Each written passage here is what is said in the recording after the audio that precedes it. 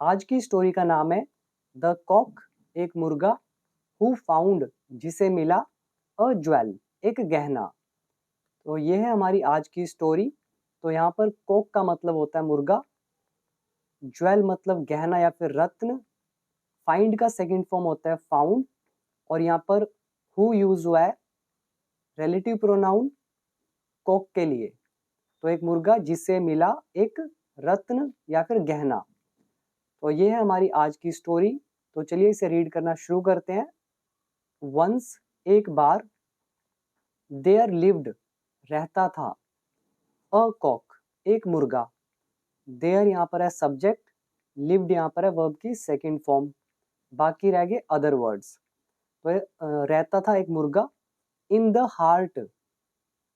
Heart का यहाँ पर मतलब है सेंटर वाले पार्ट में, मतलब बीचों बीच। किसके बीचों बीच? ऑफ अ डेंस फॉरेस्ट, एक घने जंगल के। जंगल की पहली बार बात हुई, अ का यूज कर दिया। मुर्गे की पहली बार बात हुई, अ का यूज कर दिया। तो यहाँ पे आप फ्रेज याद कर सकते हैं, इन द हार्ट ऑफ। इसका मतलब हो गया कि बीचों बीच। और देयर का चैप्टर है, देयर लिव्ड, रहता था। और एक वर्ड आप याद कर सकते हैं, डेंस, इसका मतलब हो जाता है घना। तो डेंस फॉरेस्ट इज घना जंगल। तो एक बार एक मुर्गा रहता था घने जंगल के बीचों बीच। वन डे, एक दिन, ही फेल्ट टेरिबली हंग्री, उसे बहुत भूख लगी। यहाँ पर ही हो गया सब्जेक्ट, फील का सेकंड फॉर्म हो गया फेल्ट, और बाकी रह गए अदर वर्ड्स। अगर आप ध्यान से देखें तो भूख लगने का मतलब होता है फील हंग्री, लेकिन यहाँ पे वर्ड आ रहा है टेरिबली। टेरिबली मतलब होता है बहुत भयंकर रूप से, मतलब बहुत ज्यादा। तो उसे बहुत ज्यादा भूख लगी। तो ये हो गया पास्ट इंडेफिनिट। आप यहाँ पर ये वर्ड याद कर सकते हैं, टेरिबली। और इसको नॉर्मल कॉन्वर्सेशन में भी यूज कर सकते हैं कि मुझे बहुत भूख लगी है, तो आप बोल सकते हैं आई एम टेरिबली हंग्री, या फिर आई फील टेरिबली हंग्री, मुझे बहुत भूख लगती है और लगी हुई है, तो आई एम टेरिबली हंग्री, मैं बहुत भूखा हूँ। और ये पास्ट है, ही फेल्ट, उसे लगी बहुत भयंकर भूख। एंड और वेंट, और वो चला गया। गो का सेकंड फॉर्म वेंट, यहाँ पे एंड लग रखा है, तो इसका सब्जेक्ट कौन होगा? ही। तो ही वेंट, और वो चला गया, इन सर्च ऑफ, की तलाश में, फूड। यहाँ पर दूसरा फ्रेज आप याद कर सकते हैं, इन सर्च ऑफ, की तलाश में। ही स्टार्टेड, उसने शुरू किया। ही सब्जेक्ट, स्टार्टेड वर्ब की सेकंड फॉर्म, तो उसने शुरू किया। स्क्रैचिंग, खरोंचना। स्टार्ट के बाद जब भी हम वर्ब लिखते हैं तो मोस्टली आईएनजी फॉर्म का यूज करते हैं। टू के साथ फर्स्ट फॉर्म भी आ सकता है, लेकिन उसका मीनिंग अलग हो जाता है। तो ही स्टार्टेड स्क्रैचिंग, उसने खरोंचना शुरू किया, द ग्राउंड, जमीन को। इन होप ऑफ, की आशा में। किसकी आशा में? Finding grains. ग्रेन्स मतलब अनाज, और फाइंडिंग कि उसको अनाज मिल जाएगा, इस आशा में उसने खरोंचना शुरू किया जमीन को। और ग्रेन किस लिए? फॉर हिज मील, उसकी मील के लिए, यानी कि उसके खाने के लिए। तो यहाँ पर देखिए, एक तो स्टार्ट और स्टॉप के साथ हम आईएनजी लगाते हैं। दूसरा ये फ्रेज आप याद कर सकते हैं, इन होप ऑफ, की आशा में। ऑफ लगा हुआ है, तो इसके बाद वर्ब लिखेंगे तो डेफिनेटली आईएनजी तो आपको लगाना पड़ेगा। तो यहाँ पर इन तीन सेंटेंसेस में आपने तीन फ्रेजेस सीखे हैं। एक तो इन द हार्ट ऑफ, के बीचों बीच, इन सर्च ऑफ, की तलाश में, या फिर इन क्वेस्ट ऑफ, या इन हंट फॉर, और इन होप ऑफ, की आशा में। तो काफी सारे फ्रेज आपने अभी तक सीख लिए। तो इसके बाद क्या हुआ? मीन वाइल, इतने में, जब तक वो खोज रहा था, स्क्रैच कर रहा था ग्राउंड को, तो मीन वाइल, इतने में, या इतनी देर में, या फिर इस बीच। इसके लिए एक और वर्ड आता है, इन द मीन टाइम। तो इतनी देर में, ही डिस्कवर्ड, उसने खोजा या उसको मिला।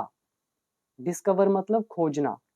ही सब्जेक्ट है, डिस्कवर वर्ब की सेकंड फॉर्म, तो उसने खोजा अ ज्वेल, एक गहना या फिर रत्न।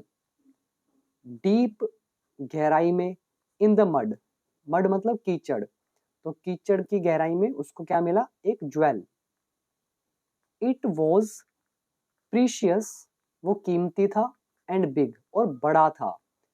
यहाँ पर इट जो है ये एक प्रोनाउन है जो ज्वेल के लिए यूज हुआ है, तो वो कीमती और बड़ा था। द कॉक वॉज सरप्राइज्ड, मुर्गा आश्चर्यचकित था। टू सी इट, उसे देखकर। और अगर आप चाहें तो यहाँ पे वॉज की जगह गॉट भी यूज कर सकते हैं। अगर आप इस सेंटेंस को पैसिव वॉइस मान ले तो ही वॉज सरप्राइज्ड, तो ये सरप्राइज्ड वर्ब की थर्ड फॉर्म हो जाएगी, जिसका मतलब हो जाएगा कि मुर्गा आश्चर्यचकित हो गया। और अगर आप इस सरप्राइज्ड को एक एडजेक्टिव मानते हैं तो इसका मतलब होगा मुर्गा आश्चर्यचकित था। और आप चाहें तो यहाँ गॉट लगा सकते हैं, द कॉक गॉट सरप्राइज्ड, वो आश्चर्यचकित हो गया उसे देखकर। To see it, he lifted it, उसने उसे उठा लिया, लिफ्ट मतलब उठाना। एंड और सैड टू हिमसेल्फ, और खुद से कहा। सैड यहाँ पर वर्ब की सेकंड फॉर्म है और सैड के साथ हम टू का यूज करते हैं, तो उसने खुद से कहा। अब डबल इन्वर्टेड कॉमास लगाएंगे, उसके एग्जैक्ट वर्ड्स क्या थे? What a pretty jewel it is, मतलब कितना सुंदर गहना है। प्रिटी मतलब होता है सुंदर, और ये जो एक्सप्रेशन है what a pretty jewel it is, ये हमारे एक्सक्लेमेटरी सेंटेंसेस होते हैं। तो it must be very precious, ये तो बहुत प्रीशियस होगा, कीमती होगा।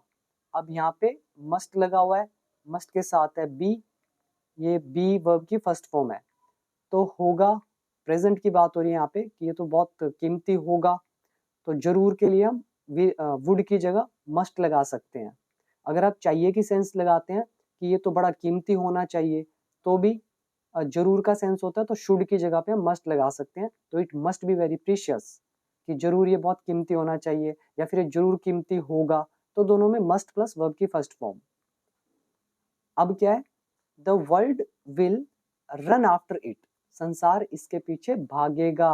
रन आफ्टर मतलब होता है किसी चीज के पीछे भागना, तो संसार इसके पीछे भागेगा। आफ्टर सम टाइम, कुछ देर बाद। ही थॉट, उसने सोचा। अब उसके एग्जैक्ट वर्ड उसने क्या सोचा, यहाँ पर नीचे तक उसके एग्जैक्ट वर्ड थे, आई एम हंग्री, मैं भूखा हूं।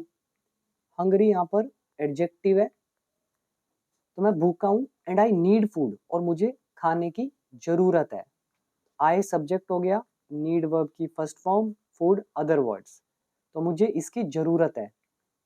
और अब यहाँ पे देखिए, I am hungry and I need food.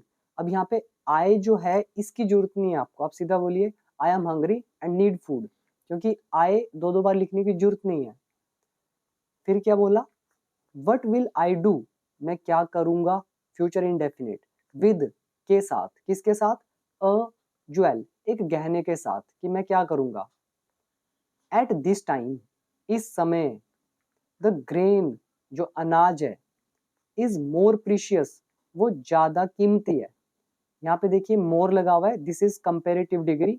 सो ये हमारा डिग्री ऑफ कंपैरिजन का लेसन है, दो चीजों की कंपैरिजन होती है तो हम मोर लगाते हैं। जैसे important, more important, most important, उसी तरह से precious, more precious, the most precious. तो जो अनाज है वो ज्यादा प्रीशियस है टू मी, मेरे लिए। बिकॉज, क्योंकि। आई कैन ईट इट, क्योंकि मैं इसे खा सकता हूं। और एल्स, इसका मतलब होता है नहीं तो। ये वर्ड आप स्पोकन इंग्लिश में भी बहुत बार देखेंगे, यूज कर सकते हैं। और एल्स मतलब नहीं तो। I will starve to death, नहीं तो मैं भूख से मर जाऊंगा। स्टार्व टू डेथ मतलब होता है भूख से मर जाना। और यहाँ पे आप याद कर सकते हैं वर्ड रन आफ्टर, पीछे भागना। प्रीटी मतलब सुंदर। सरप्राइज्ड मतलब आश्चर्यचकित। और इसके अलावा ग्रेन तो पता चल गया आपको, अनाज। और मोर प्रीशियस कंपेरेटिव डिग्री है, तो ज्यादा कीमती। फिर क्या हुआ? सो, इसीलिए द ज्वेल इज मीनिंगलेस, जो ज्वेल है वो अर्थहीन है, मतलब मीनिंगलेस है टू मी, मेरे लिए। ही लेफ्ट द ज्वेल, उसने गहने को छोड़ दिया। देयर, वहां पर। एंड स्टार्टेड, और शुरू कर दिया। डिगिंग, खोदना। डिग मतलब खोदना, स्टार्ट के साथ आईएनजी लगता है, तो खोदना शुरू कर दिया। एट, कहाँ पर? अनदर प्लेस, दूसरी जगह पर। आई होप ये आपको समझ में आया। आगे लिखा है एक्चुअली, दरअसल या फिर वास्तव में, अ थिंग इज प्रीशियस, एक चीज कीमती होती है, ओनली इफ, केवल तभी, it is useful to you, अगर वो आपके काम की हो। तो ये थी हमारी स्टोरी। अब इसका मॉरल देख लेते हैं। Let go of the things, मतलब उन चीजों को जाने दो। कौन सी चीजें? यू डू नॉट नीड, जिनकी आपको जरूरत नहीं है। Thank you so much.